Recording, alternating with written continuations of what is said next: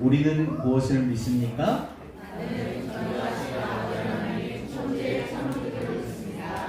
우리는 또 무엇을 믿습니까?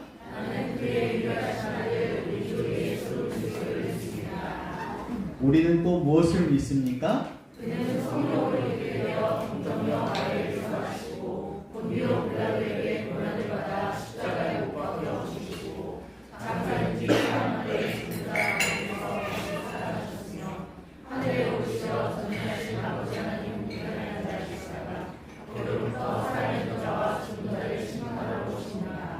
우리는 또 무엇을 믿습니까?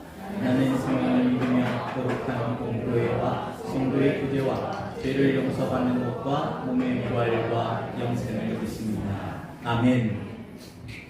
어서 오세요. 덮어놓고 믿는 믿음이 아니고 마치 주문을 외우듯이 달달달달 외우는 그런 주문서가 아닙니다.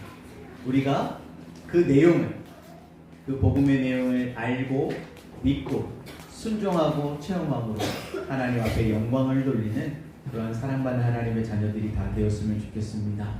우리 지지난 시간에 살펴보았던 것처럼 우리 사도신경 안에 나타나 있는 복음의 내용, 특별히 예수 그리스도의 사역과 관련되어 있는 그 내용만 추려보면 크게 7가지 키워드로 살펴볼 수 있었죠. 성육신, 십자가, 부활, 승천, 성령으로 오심, 교회, 재림. 그리고 이것을 우리의 신앙의 성장의 단계로 정리해보면 이렇게 7단계로 살펴볼 수 있었습니다. 우리 지난주에 성육신에 대해서 우리가 살펴보았고, 오늘은 우리가 십자가, 부활, 승천 이 3가지 복음의 내용, 다른 말로 하면 이 복음의 약속과 혜택이 무엇인지 함께 살펴보도록 하겠습니다. 자, 복습해 보겠습니다. 성육신의 그 은혜를 우리는 영접함으로 누리게 됩니다. 이것을 영접하면 하나님의 자녀되는 권세를 얻게 하셨다는 거죠. 하나님의 말씀 요한복음 1장 12절 같이 읽어볼까요? 시작! 영접하는 자 곧 그 이름을 믿는 자들에게는 하나님의 자녀가 되는 권세를 주셨다. 영접한다. 이 영접이라는 단어 자체가 굉장히 어려운 단어예요. 그런데 우리가 앞에서 안식일의 은혜와 십자가의 은혜를 배웠기 때문에 이제 이 영접한다는 의미를 좀 더 우리가 이해할 수 있겠죠. 영접한다는 것은 곧 그 이름을 믿는 자들이라는 것. 예수님의 이름 4가지 이름 기억나시나요? 첫 번째, 하나님의 아들. 우리가 잃어버린 하나님의 형상, 생육번성 충만의 복을 회복하기 위해 오신 분이시다. 그리고 그리스도, 메시아라는 것은 킹십, 우리가 잃어버린 왕권을 회복하기 위해, 정복하고 다스림의 법을 회복하기 위해 오신 분이시다. 구약에 보면 메시아, 그리스도라는 말이 기름 부음 받은 자라는 뜻인데, 구약에 기름 부음을 받았던 사람들은 왕, 제사장, 선지자 사역을 감당합니다. 우리가 잃어버린 정복 다스림의 법, 우리가 이 땅에서 영향력을 행사하며 왕으로, 제사장으로, 선지자로 다시 하나님 나라를 위해서 멋지게 쓰임 받을 수 있도록 기름 부음 받은 자, 그리스도로 오셨다는 의미죠. 예수라는 뜻의 이름은 구원자라는 뜻입니다. 그가 자기 백성을 그들의 죄에서 구원할 자이십니다. 그리고 임마누엘이라는 이름도 있으시죠. 함께 하시는 분, 하나님 우리와 함께 계시다라는 의미입니다. 초대교회 당시에는 이 4가지의 이름으로 전도를 했다고 해요. 그런데 영접은 이 의미를 자세하게 몰라도 됩니다. 마치 어렸을 때 우리 유민이 다운이가 편식을 하니까 나성호 목사님이 유민이 다운이에게 그렇게 세뇌 교육을 시켰다고 여러 번 말씀하신 적이 있어요. 엄마가 주는 것은 좋은 거야. 엄마가 주는 것은 좋은 거라는 거죠. 엄마가 주는 것은 좋은 건 줄 알고 믿음으로 받아 먹는 거예요. 그게 영접의 의미입니다. 엄마가 어떤 레시피로 요리를 했는지, 이게 영양학적으로 균형이 잘 맞는지, 아니면 이게 몇 칼로리인지 몰라도 맛있으면 되는 거잖아요.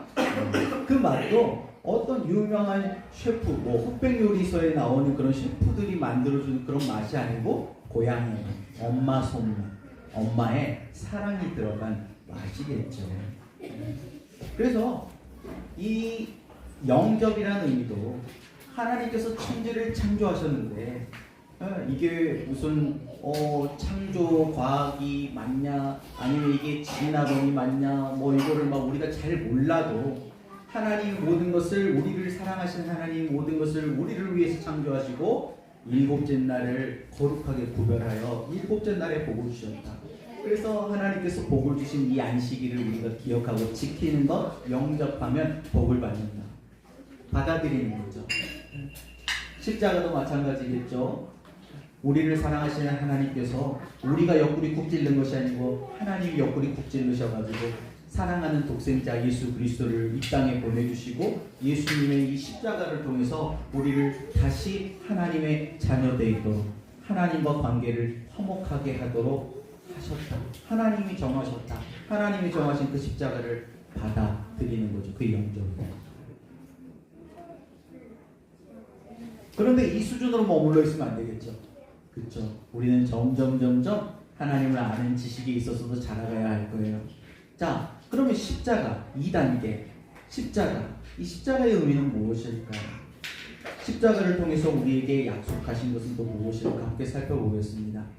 예수님의 십자가가 우리에게 가져다준 약속, 혜택은 무엇일까?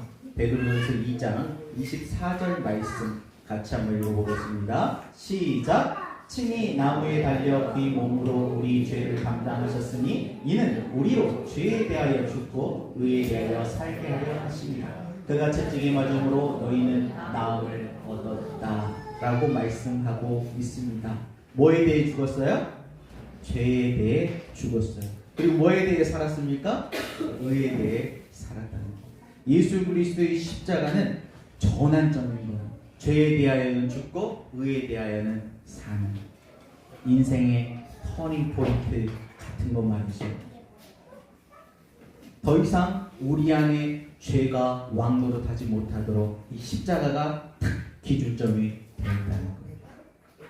바꿔 말하면 우리 창세기 3장에 타락한 이후에 원시복음이라고 하죠. 최초의 복음. 최초의 복음이 뭡니까? 하나님께서 여자의 후손을 보내셔서 뱀의 머리를 깨뜨리신다라는 거죠.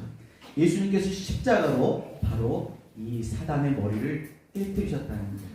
더 이상 이제 이 죄의 유혹을 통해서 우리 안에 죄의 어떤 노예, 우리를 죄의 노예로 만들어가지고 마음대로 우리를 조정하려고 하는 사단의 그런 세력을 예수님께서 이기셨다는 거죠.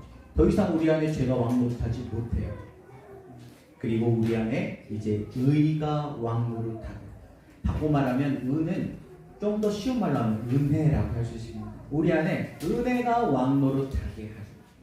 그래서 의에 대해 살게 하려 하심이라 라고 말씀합니다. 주 예수 그리스도 안에 있는 우리에게는 점점 죄는 힘을 잃게 되고 의는 점점 우리의 삶이 되어 갑니다. 칼빈은 조금 어려운 말로 견인이라는 말을 사용했는데요. 견인차 많이 보셨죠? 견인 끌어가신다는 거예요.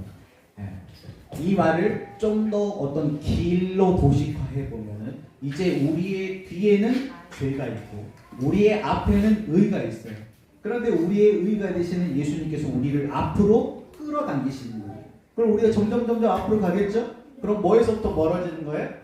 죄에서는 멀어지는 거예요. 그리고 어디랑 가까워지는 거죠? 의에 점점 가까워지는 거예요. 우리는 레위기를 통해서 거룩의 의미를 또 배웠어요. 의로워진다, 거룩해진다라는 것은 바로 하나님을 닮아간다는 것이죠.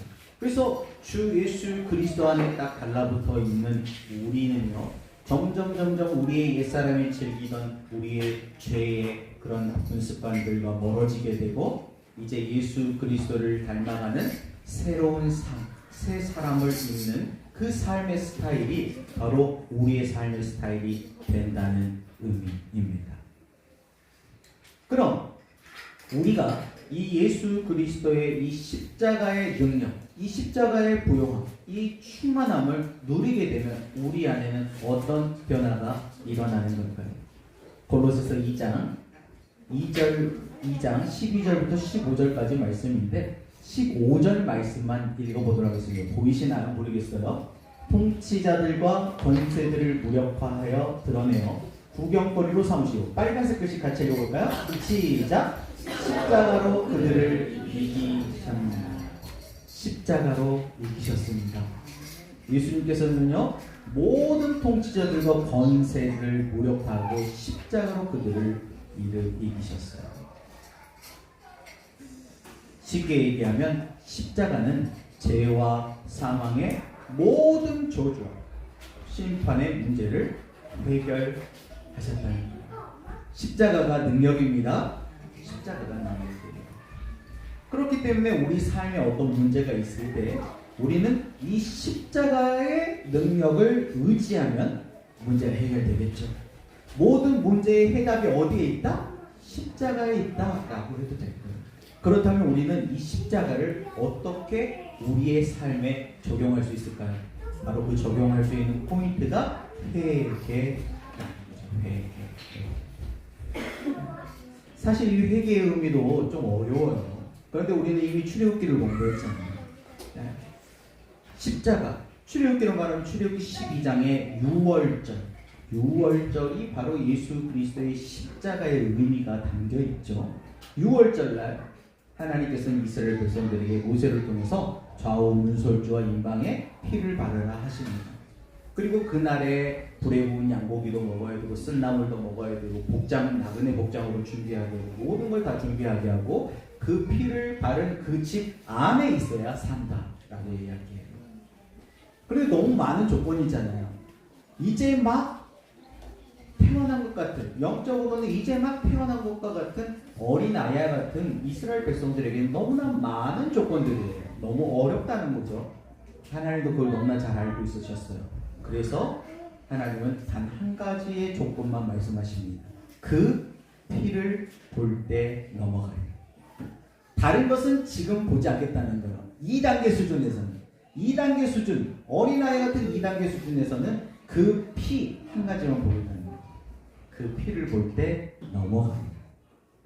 근데 일단 넘어가는 겁니다. 일단 넘어가요. 그리고 일단 살려준 후에 너희는 내 거야. 너희는 이제 내 장자, 내 군대야. 그러니까 내 기업을 물을 자가 될 수 있도록, 내 군대가 될 수 있도록 이제 너희들을 훈련시킬 거야. 훈련을 시키시죠. 우리가 그것을 출애굽기의 구원의 경영을 통해서 배웠죠. 그래서 우리는 좌우 문설주와 임방의 피를 받아요. 이걸 우리에게 적용한다면 우리 마음에 피를 바르는 거죠. 우리 마음의 피를 어떻게 바를까요? 바로 회개하는 거죠. 피를 바른다. 회개하는. 근데 우리가 출애굽기에서 이미 배운 것처럼 출애굽기 12장 수준에만 계속 머물러 있으면 이게 처음에는 회개 같은데 회개가 점점 후회가 된다 그랬죠. 후회와 회개는 전혀 다른 거예요. 그렇죠? 근데 많은 경우에 크리스천들이 후회를 하면서 회개한다고 생각해요. 그렇죠? 회개는 돌이킬 회, 고칠 개. 돌이켜야 돼요. 고치는 거예요. 예수님께서도 여러 병자들을 고쳐주시면서 끝에 덧붙이신 말씀이 있어요. 다시는 죄를 범하지 말라. 돌이켜야 돼요. 삶의 방식을 바꿔야 돼요. 그것이 회개죠. 그래서 진정한 이제 회개를 광야 훈련 1단계인 수루광야에서 배우게 되죠. 수루광야, 물이 썼어요. 거기에 뭘 던졌나요? 하나님이 정하신 한 나무를 던졌어요. 한 나무. 그랬더니 물이 달게 되었죠. 하나님이 지정하신 그 한 나무. 그 한 나무가 우리에게는 뭐가 되는 거죠? 십자가가 되는 거죠. 하나님이 정하신 것입니다. 그래서 우리의 삶에 문제가 발생해요. 수루광야로 말하면 수루광야의 문제는 뭐였어요? 물이 써요. 인생의 쓴맛을 경험하는 거예요. 뭔가 꼬여. 안 되는 거예요. 환경이 꼬이고 살아있는 문제로 스트레스를 받는 거예요. 그럴 때 남 탓하면 풀려요? 더 꼬여요? 더 꼬이더라. 이것을 탓. 남 탓하고 배우자 탓하고 자식 탓하고 부모 탓하고 환경 탓을 하면서 계속 탓하다니 더 꼬인다. 그럴 때 남 탓하지 말고 뭐 하라는 거예요? 나를 돌아보라는 거죠. 나를 돌아보면서 내 안에 뭘 적용해라? 예수 그리스도의 십자가를 적용해. 그게 회개라. 오늘 소망 퀴즈 이제 찬양팀 그 신청을 받으려고 신청서를 준비해 왔는데 우리 소연이가 교회 오면서 멋진 가방을 하나 들고 왔어요. 바이올린을 가지고 왔더라고요. 우리 예훈이는 쌍절곤을 가지고 왔는데 쌍절곤 접었더라고요. 찬양팀 쌍절곤 해야 돼. 쌍절곤.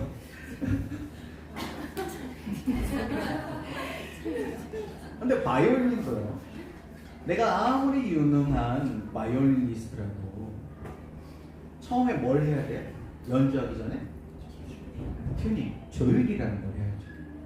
조율을 할 때는 어디에 맞춰요? 그냥 내 감에 맞추나요? 아니죠. 기준음이라는 게 있어요. 땡 기준. 그 기준음에 맞춰야지 모든 오케스트라, 모든 악기하고 똑같은 소리를 낼 수가 있죠. 각자 자기 기준에 맞추는 것이 아니에요. 내 기준이 아니고 하나님이 정하신 기준, 하나님이 정하신 그 기준, 우리에게는 예수 그리스도의 십자가인 줄 믿습니다. 좀 더 이것을 디테일하게 얘기하면 바로 말씀이신 예수 그리스도이시죠. 말씀에 맞추는 거예요. 내 뜻에 맞추는 것이 아니고 하나님의 뜻, 하나님의 말씀에 우리 인생의 방향을 맞출 때 우리 삶의 모든 문제는 풀어지기 시작한다는 것이죠.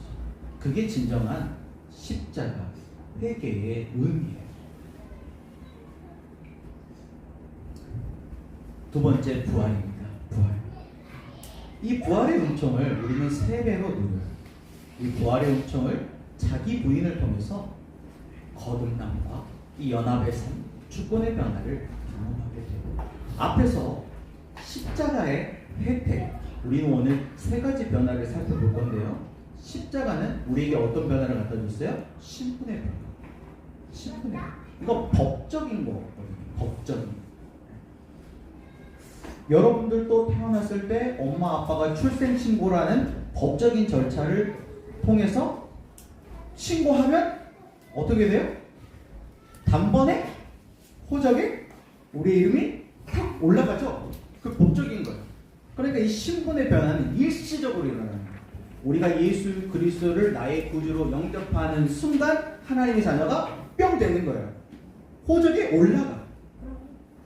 그런데 내가 하나님의 자녀다운 삶, 자녀다운 삶을 사는 데는 꽤 많은 시간이 걸려요. 여러분이 태어나가지고 사람답게 뭔가 엄마 아빠의 어떤 보호 그늘이 아닌 스스로 독립해서 살아가는 그런 인격체가 될 때까지는 상당한 시간이 걸리잖아요. 그래서 법으로도 20세 그 정도를 성인이다 라고 정해놓은 거잖아요.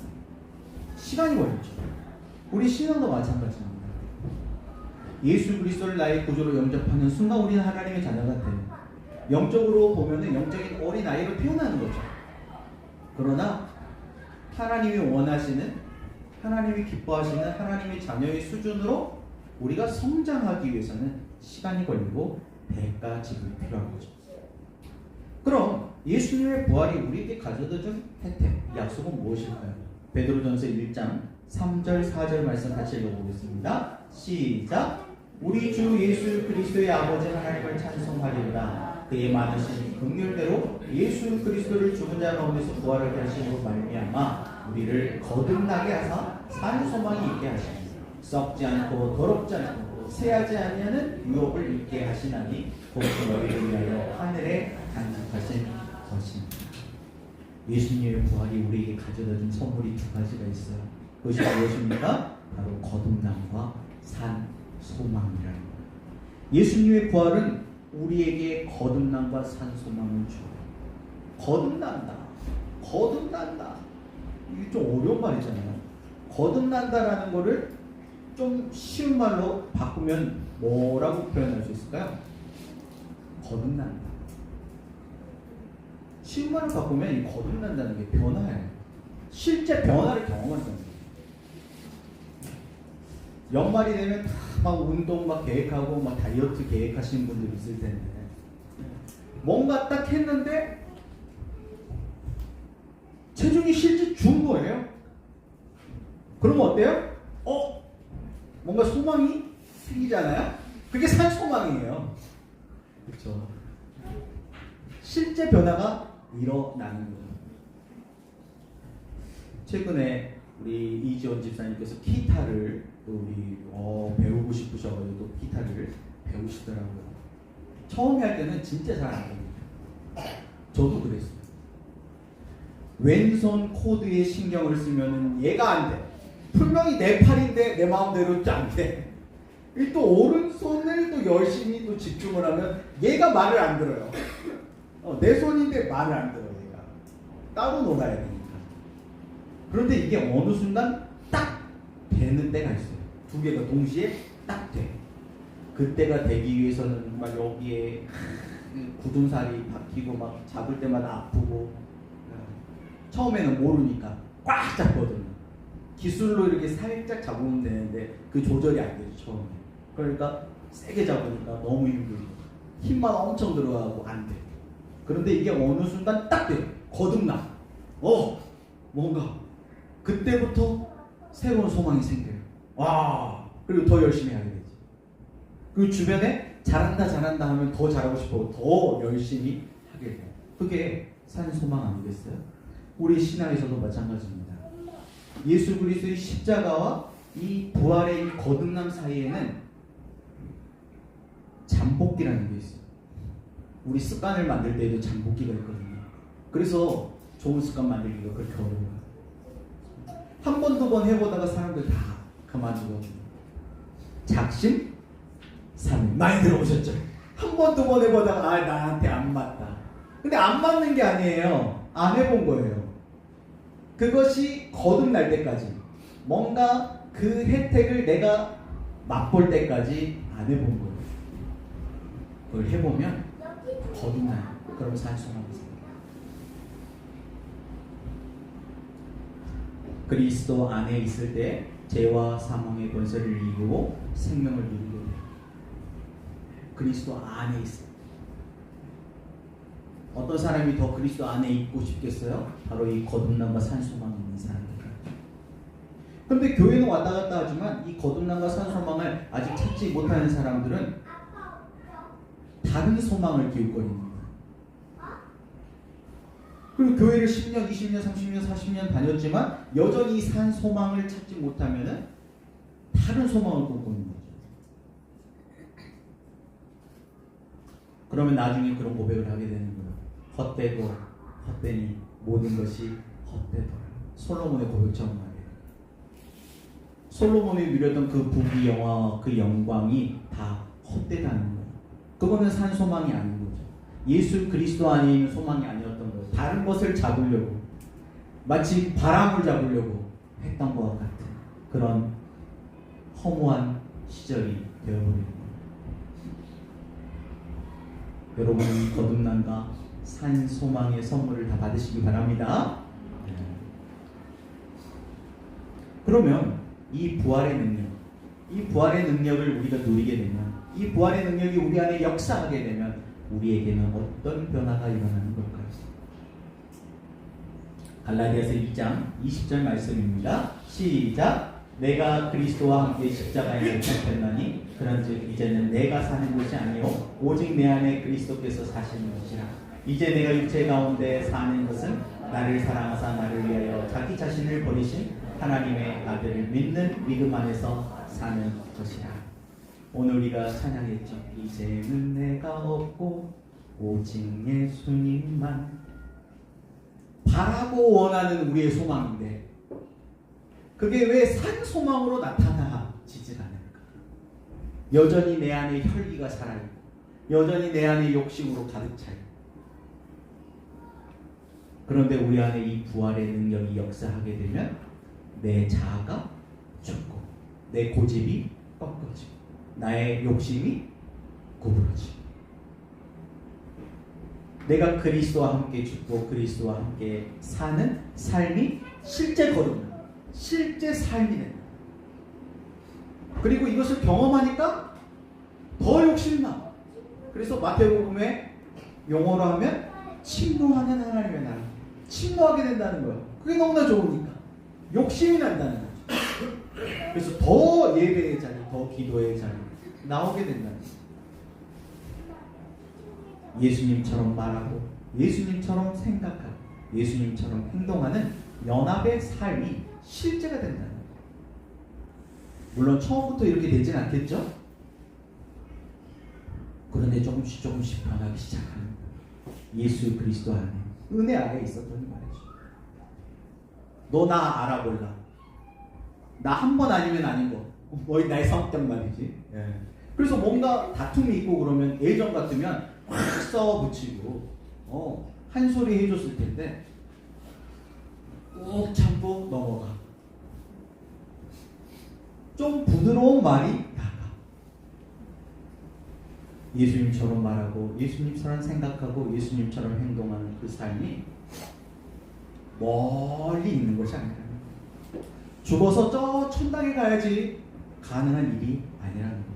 이 땅에서 우리가 이 부활의 복음을 누리게 되면 실제 우리의 삶에 나타나는 거듭남과 산소망이 실체가 됩니다.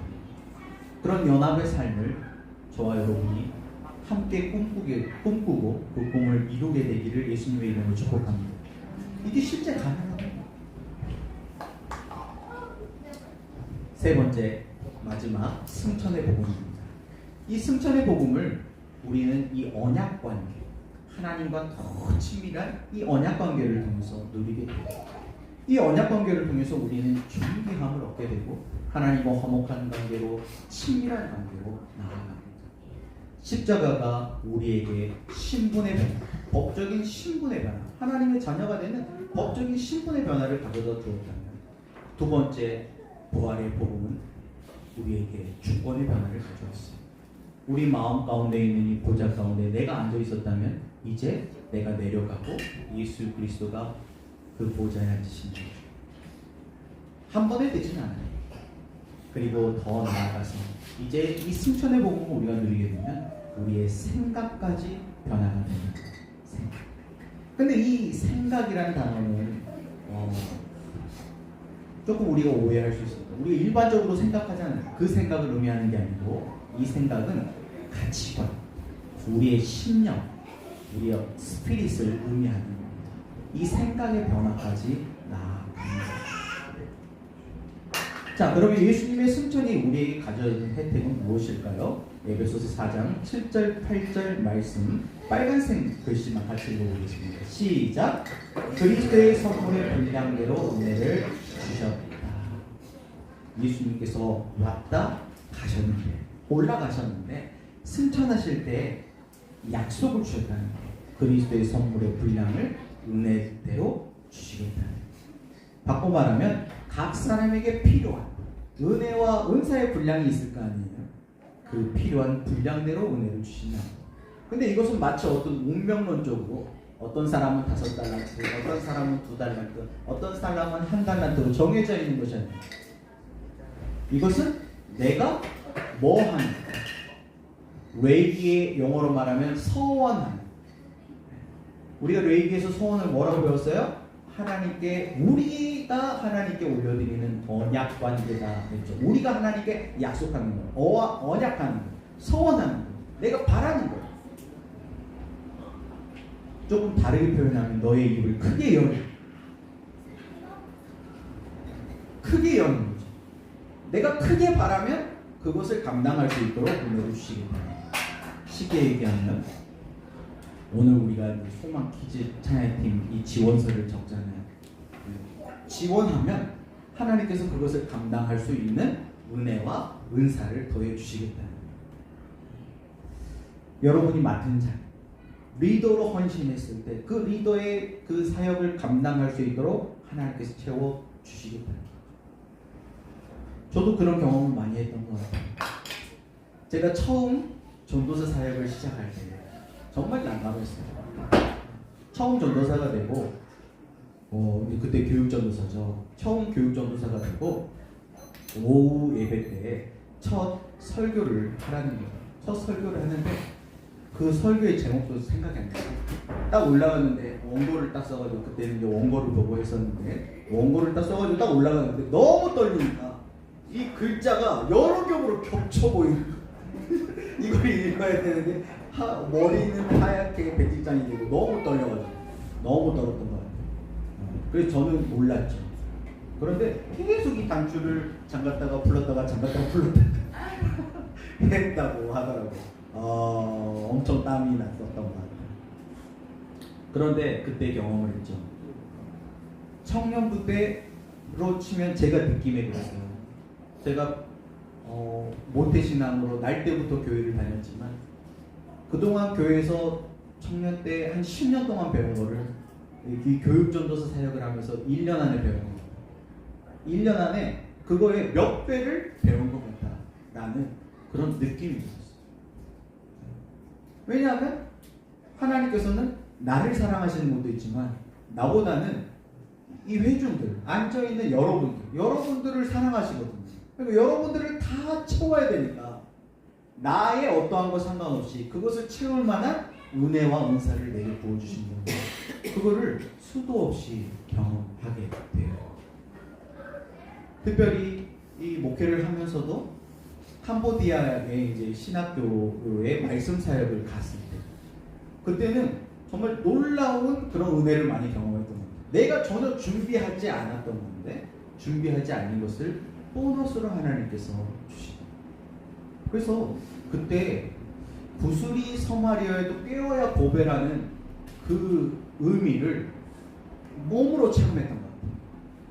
그동안 많은 성경 공부들을 하면서 많은 그 성경적인 지식이 내게 있었지만 그게 꿰어지진 않았거든요. 그런데 비행기를 타고 높이 올라가서 하나님하고 좀 가까워졌으니까 마치 계시를 받는 것처럼 빡 뚫리는 거예요. 이게 꿰어지는 거예요. 연결이 되는 거예요.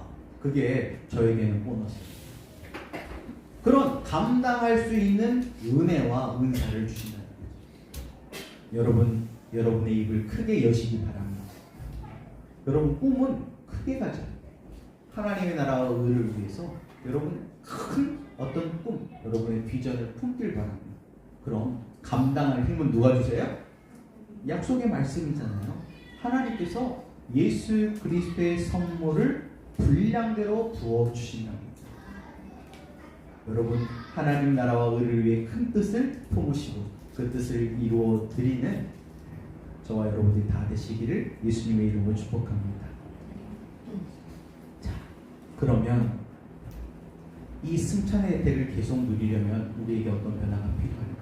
여러분 다르게 살고 싶으면 다르게 살아야 합니다. 그렇죠? 내가 다르게 살고 싶은데 똑같이 살면서 내일이 달라질 거라는 그런 기대는 하기 어렵죠. 승천의 혜택도요 우리가 다 누려봤어요. 그런데 마치 대형 마트에 가면은 지하에 뭐가 있어요? 식품 코너에 시식 코너라는 게 있죠. 마치 승천의 혜택을 시식 코너에서 그냥 한 입 먹어보는 정도로 대부분 누리고 끝나요. 유지가 안 돼요. 승천의 혜택을 누렸으나 그것을 계속 누려야 하는데 그게 안 됩니다. 좀 더 쉬운 의미로 말하면은 우리가 성령을 한 번, 두 번 느끼고 경험하는데 좀 더 익숙한 표현으로 말하면 성령 체험도 했는데 성령 충만한 삶이 연결은 안 돼. 왜 그럴까요?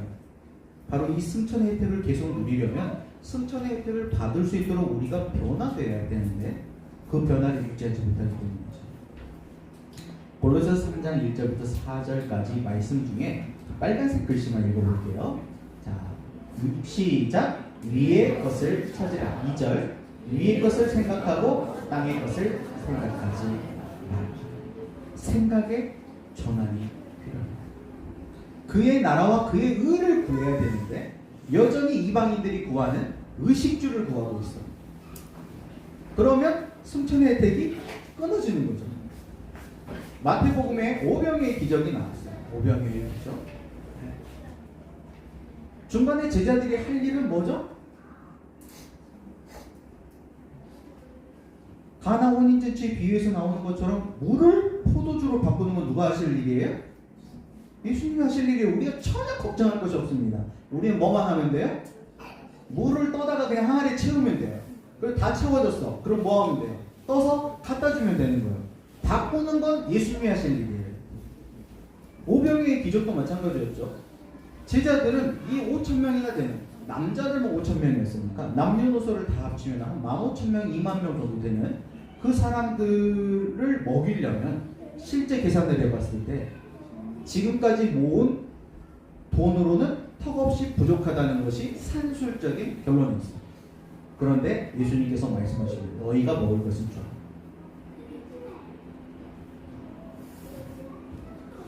지금 손에 있는 것은 5병 2여. 물고기 2마리하고 보리떡 5개밖에 없어요. 이 물고기도 엄청나게 큰 물고기가 아니에요. 정어리 같은 그런 물고기 2마리와 보리떡 5개. 어린아이의 도시락이었잖아요. 어린아이 혼자 먹어도 부족해요. 그런데 그것을 이렇게 많은 사람들을 먹여야 돼요. 어떻게 줄 수 있습니까? 제자들에게 줄 수 있는 방법은 없어요. 예수님께 그 방법이 있죠. 그래서 예수님께서 그것을 축사하십니다. 그리고 제자들한테 뭐라고 하세요? 나눠주라고 하세요. 그것을 부풀리는 거, 이 사람들을 다 먹을 수 있도록 많게 하는 것은 누가 하시는 거예요? 예수님이 하시는 일이에요. 우리가 할 일은 전달이에요. 딜리버리면 배달. 그러면 중간에 뭐만 안 하면 돼요? 배달 사고만 안 내면 되는 거예요. 중간에 이거 배달하라 그랬는데 이것을 내 거 챙겨버려. 그런 순간 어떻게 되는 거야? 제자로서 자격이 박탈되는 거예요. 위의 것을 찾으라. 위의 것을 생각하고 땅의 것을 생각하지 마. 쉽게 얘기하면 관심사예요. 저와 여러분의 관심사는 무엇인가요? 하늘에 속한 것입니까? 땅에 속한 것입니까? 어제 TV를 보는데 재밌는 이야기가 나오더라고요. 그게 뉴스였는지 다큐였는지 정확하게 기억이 나지 않는데 수학학원에 대한 이야기였어요. 대치동에서 시작된 어느 한 수학학원이었었는데 그게 소문이 나가지고 전국에 100개 이상의 학원들 체인이 있다고 하더라고요. 그런데 광주에도 2군데가 있는 거예요. 근데 이제 그걸 보다가 왜 그걸 보게 되냐면 갑자기 광주광역시 남구가 나오는 거예요. 딱 봐도 봉선동이야. 봉선동에 있는 딱 학원이 나와. 그래가지고 너무 친근하잖아요. 인터뷰하는데 막 사투리가 나오니까 재밌어가지고 일단 봤어요. 내용은 그거였어요. 그 학원에 입학하는 시험이에요. 그날이 시험 보는 전국 그 학원 입시고사 날이에요. 그래서 만 몇천 명이 응시를 한 거예요. 그 학원에 들어가기 위해서. 몇 학년들이 들어가냐? 초등학교 1학년, 2학년. 초등학교 1학년, 2학년을 대상으로 입학시험을 보는 날인데 전국에서 만 몇천 명이 그 시험을 보는 거예요. 근데 그 시험을 보기 위해서는 최소 초등학교 4학년까지 선행을 끝내야 되고 초등학교 5학년 이상 중학교까지 선행을 해야지 하이 클래스 반으로 올라가는 거예요. 그래서 이제 그 영상에서 나온 거는 14배속 선행이라고 하더라고요. 14배속. 남들보다 14배 빠르게 선행을 시키는 거예요. 그렇게 선행을 해가지고 이제 시험을 보는 거예요. 근데 그 시험이 얼마나 어려우냐면 평균 점수가 20점도 안 돼요. 25점이나 맞으면 합격이고 50점을 맞으면 최상위 하이 클래스로 올라가요. 근데 이제 그 영상에서 이제 이 시험이 얼마나 어려운지 테스트하기 위해서 서울대 현재 재학생들 5명을 데려가지고 그 시험지를 나눠서 시험을 봐요. 근데 한 학생은 100점을 받았어요. 그 친구는 1학년이었어요. 수능을 본 지 얼마 안 돼. 1학년 학생. 그리고 그 친구는 이과생. 그러니까 수학을 잘하죠. 근데 이제 3학년 여학생이 있었어요. 문과생이에요. 근데 이 학생의 점수가 몇 점이 나왔을까요? 35점. 35점이면 36점 나왔어요. 충격적이죠. 그래서 그 학생에게 물어봤어요. 이 시험지가 몇 학년을 대상으로 한 시험지를 하나요? 그러니까 그 학생이 이것은 적어도 영재반 같은 아이들, 중학생들, 이제 고등학교 영재반 들어갈 아이들이 풀 문제인 것 같다. 그랬는데 충격적으로 초등학교 1학년, 2학년짜리 아이들이 푸는 문제였어요. 그 학원에 들어가기 위해서 7살 때부터 다른 학원을 다닙니다. 그 학원에 입시를 준비하는 다른 수학 학원이 있어. 그래서 7살 때부터 그 학원을 다녀. 2년, 3년 동안 선행을 하는 거예요. 그리고 그 학원에 들어가면 뭐가 달라질까요? 결론은 그거였어요. 이제 그 다른 학원의 이제 전문가들에게 물어본 거죠. 이렇게 14배 선행학습이 필요한 아이는 과연 몇 명이나 될까요? 하는 질문이었어요. 그 선생님이 대답하기를 보통 뭐 자사고 같은 그런 영재 클래스에 들어가는 비율이 0.45% 정도 됩니다. 0.5%가 안 되더라고요. 그래서 그 선생님은 100명 중에 0.5명이라고 얘기했어요. 그러니까 200명 중에 1명은 그 방법이 맞아요. 그런데 엄마 아빠 욕심 때문에 나머지 199명은 아무리 해도 안 돼. 자기한테는 안 맞아, 이 방법이. 자기는 영재가 아니거든. 199명은 들러리를 서는 거예요. 그리고 그 학원은 떼돈을 버는 거예요. 어떤 한 엄마가 인터뷰했어요. 자기도 자기를 이해하지 못했다는 거예요.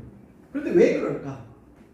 그랬을 때 남들이 갖지 못한 것을 갖고 싶어서 그런 심리가 아닐까라고 인터뷰를 합니다. 욕심 말이에요. 영남. 우리가 이 땅에 속한 것도 가지고 싶어가지고 그렇게 욕심을 내고 대가를 지불하는 거예요. 여러분, 하늘에 속한 것을 갖고 싶어서 여러분은 어떤 대가 지불하고 계십니까? 심는 대로 거둔다는 법칙 잘 아시죠? 저와 여러분들이 오늘 심는 것을 내일 거두게 될 거예요. 여러분은 무엇을 거두고 싶습니까? 그럼 오늘 심는 것을 바꾸시는 거죠. 하늘에 속한 것을 심으면 하늘에 속한 것으로 거둘 것이고, 땅에 속한 것을 심으면 땅에 속한 것을 거두게 될 겁니다. 우리의 믿음이 성숙하면 성숙할수록 우리가 찾고 생각하는 차원도 달라지는 법입니다. 말씀을 정리하겠습니다. 사도신경에 나타난 복음의 내용, 우리의 신앙 성장의 단계로 정리할 수 있는데 저와 여러분은 어느 단계를 지나고 있습니까? 아니, 우리의 목표는 어느 단계가 되어야겠습니까? 사람마다 어떤 사람은 조금 빠를 수도 있고 어떤 사람은 조금 느릴 수도 있어요. 남들과 비교할 거 없이 내 페이스대로 오버 페이스하지 않고 꾸준히 가는 거죠. 속도보다는 뭐가 더 중요해요? 방향이 더 중요합니다. 앞으로 나아가고 있다면 잘 가고 있는 거예요. 그런데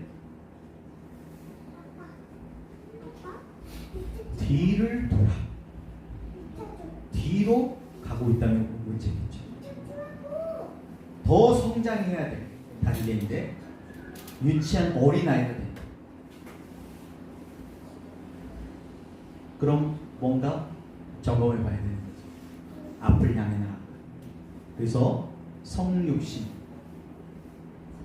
영적인 어린아이 수준으로 머무르는 것이 아니라 오늘 말씀처럼 십자가 부활 성천의 모든 혜택을 다 누리고, 아니 더 나아가서 다음 시간에 살펴볼 성령, 교회, 재림의 그 약속도 침노하는 욕심내는 저와 여러분들이 다 되시기를 예수님의 이름으로 축복합니다. 기도하겠습니다. 하나님 감사합니다.